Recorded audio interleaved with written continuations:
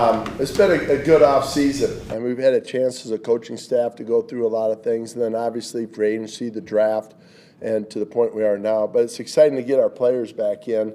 I mean, you get another chance to see them, what they did in the off season, coming back, the shape they're in. So pretty pleased with how it's going so far.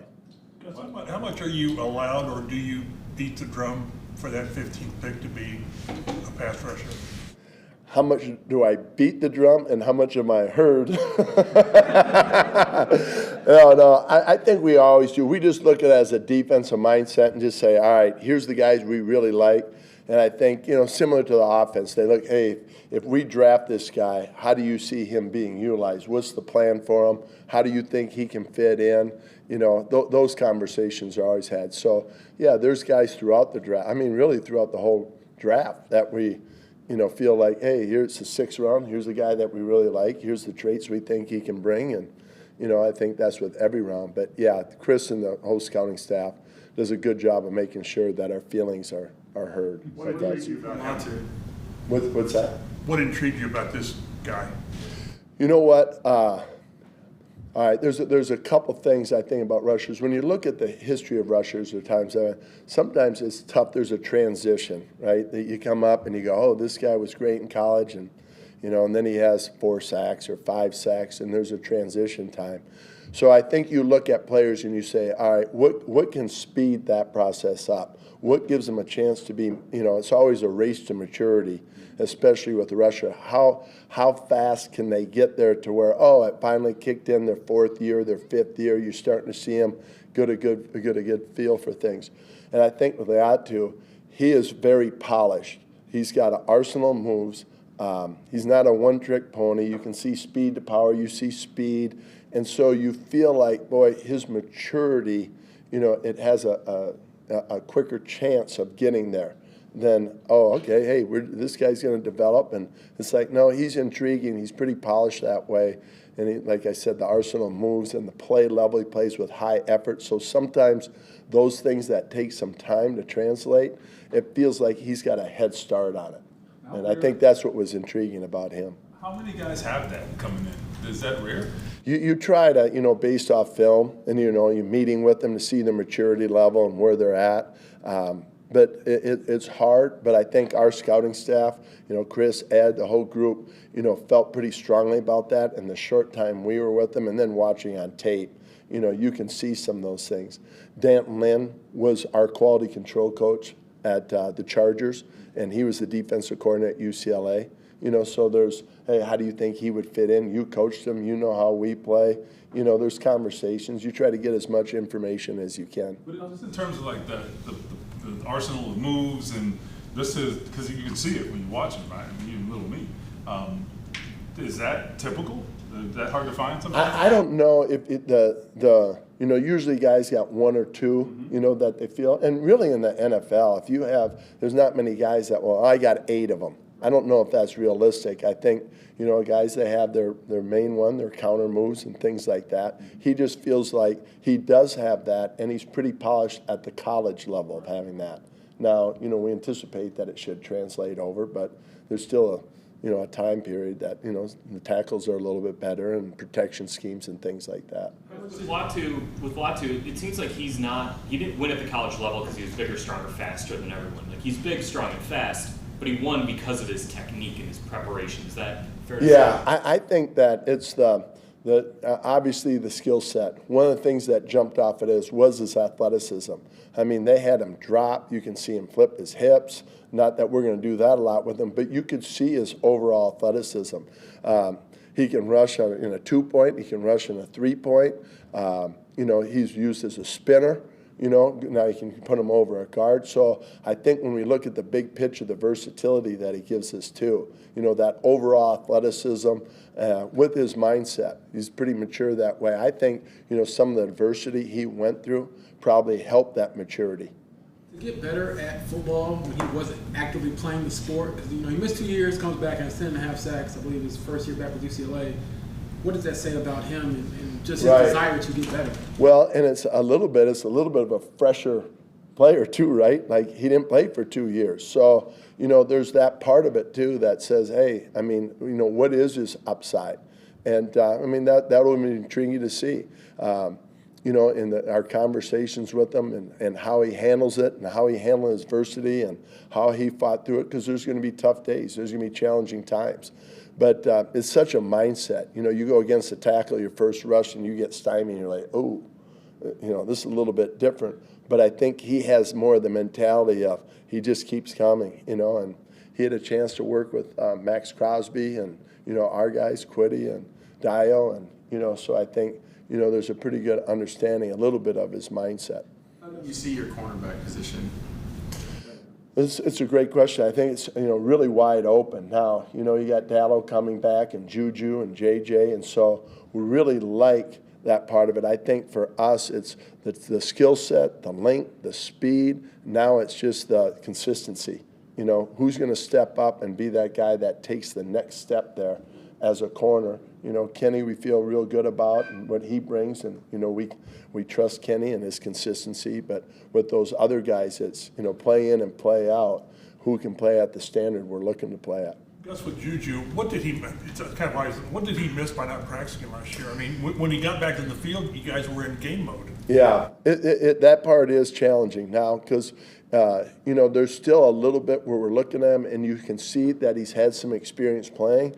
And then now when you're going through this phase of it, you're looking back at it and you're saying, boy, let's start over with him here. And let's get him back to the fundamentals and the basis and it's not so much the technique at the line of scrimmage. It's more of the formations, the motions, the jets, the things like that I think that for Juju, that's going to be the learning curve where he missed a lot of that even in walkthroughs and training camp.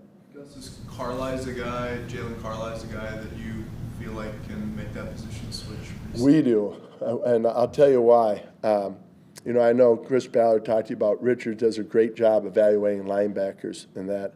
What I just trust Richard, and we watched them together, was, in our style of defense, you look for sometimes you look at safeties too. And you say, let's take a look at this guy as a safety.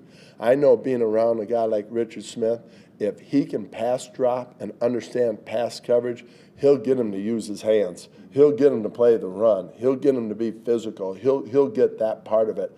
The tougher part is the change of direction, understanding pass concepts and that. So with knowing that for years now, we've looked at safeties. And I think that, probably to give you a little bit of comparison was when we were at the Raiders with the Divine Diablo. We saw him as a safety at Virginia Tech and said, hey, we think this guy can make the transition, and ended up working out well.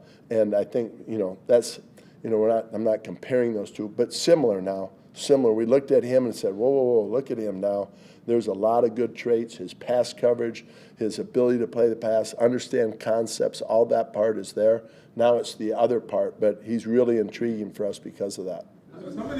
How many pass rush sub packages do you tend to use?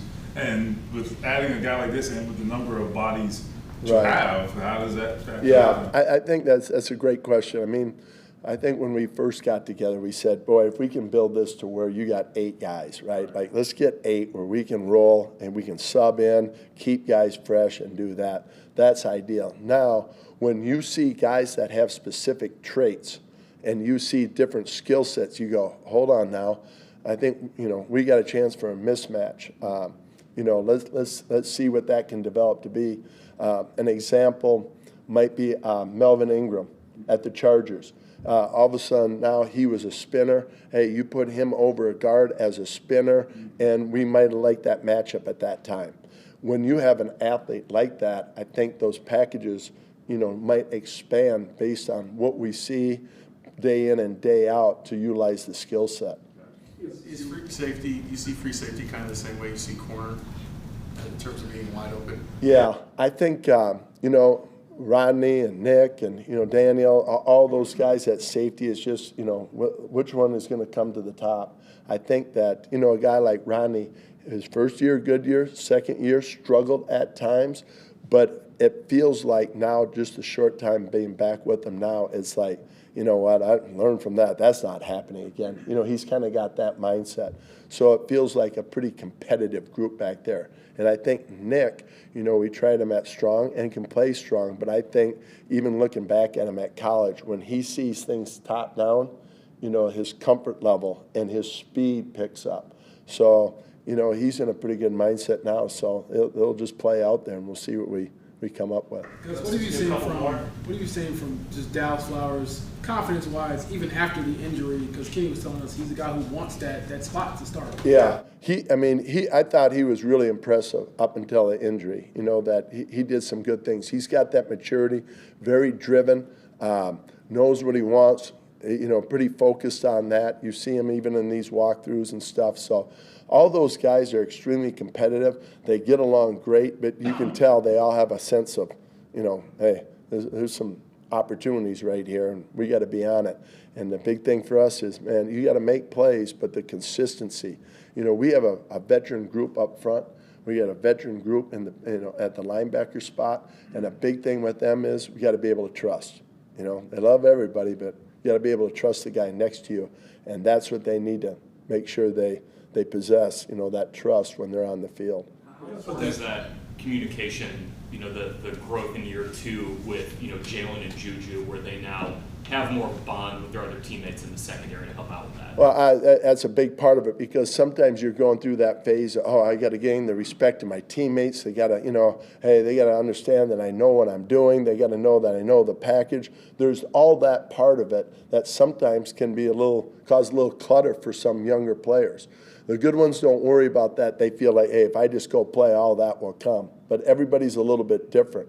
That phase is out for them now. Really where their full attention is on making plays and doing the right things which I asked of them. So, go ahead. As you went back and looked at the film from last season, 28th in points allowed, what stood out on why that? Yeah, like I said, there's sometimes the inconsistency. There was, there's games, there was 3 or 4 games we look back and say, it just wasn't us. And, what was the culprit of it, and explosive passes and things like that, whether it was the bust coverage here and there.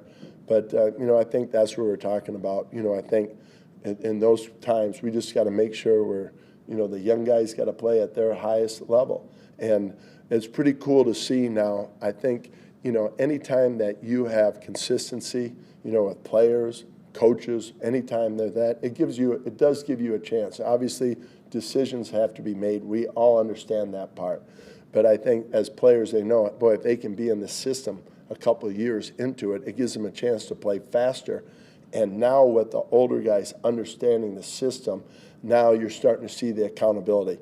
Hey, this is how it needs to look, rather than just kind of the coaches showing them what it looks like. The players kind of have an understanding of what it looks like. Obviously, the decision hasn't been made on his contract. That's not your decision. But what has he meant to this defensive line? Who's that? Kwity Paye. You talk about trust, right? Like, there's a man that you trust. On the edge, does things right, comes to work every day. You know what you're going to get. Highly respected by all of his teammates. And I believe, and I think all of our coaches, and even this organization, there's another level for him.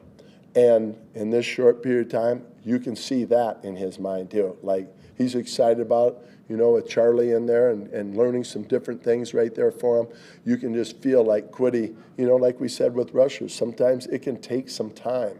And but yeah, we think, he's in a good space right now, and just at my visits with him.